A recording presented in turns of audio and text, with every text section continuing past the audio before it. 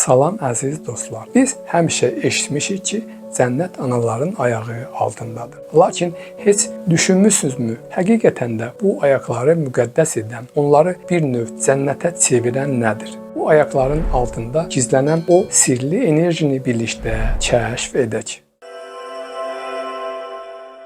Analıq hissi insan təbiətinin ən yüksək təzahür edən duyğularından biridir. Bəs niyə məhz analıq hissi bu qədər müqəddəsdir? Parapsixologiya elminə görə analıq hissinin əsasını qarşılıqsız sevgi və mehribanlıq təşkil edir. Ananın öz övladına verdiyi enerji dünyadakı ən güclü enerji axınlarından biridir. Bu enerji yalnız maddi səviyyədə deyil, mənəvi və metafizik aləmdə də güclü rezonansa malikdir.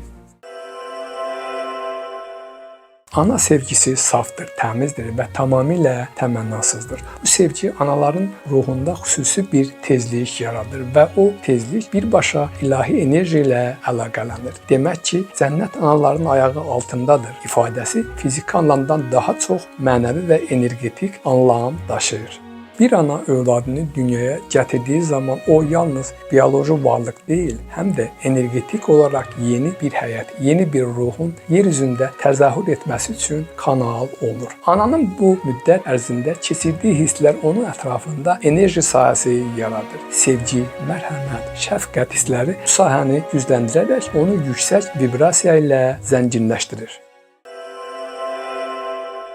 Hər bir uşağın birinci həkimi Allah, ikinci həkimi isə digər həkimlər yox, öz doğma anasıdır. Beləliklə, analıq hissi özü özlüyündə ilahi məqama yüksələn bir enerji növüdür. Bu enerji ilə dolu bir insanın ayağı təbii olaraq müqəddəs bir torpağa çevrilir. Bu mənada analıq duyğusunu hiss edən hər qadın özü də bilmədən ətrafındakıları şəfa ilə təmin edən müqəddəs bir enerji mərkəzinə çevrilir. Mənim müşahidələrimdə bir çox analar vardır ki, övladları xəstə olan zaman instinktiv olaraq onlara toxunaraq, sevərək, qucaqlayaraq şəfa verirlər. Burada sir məhz anaların sahib olduğu bu yüksək tezlikli enerjidədir.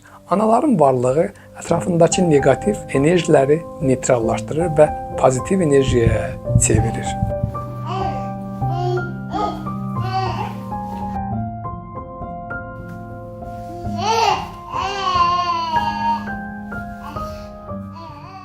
Əziz dostlar, gəlin analıq hissini daha dərindən qiymətləndirərək və bu enerjinin əhəmiyyətini anlayaq. Analarımızın ayaqlarına sərilən bu cənnət əslində sevginin və şəfqətin yaratdığı bir mühitdir.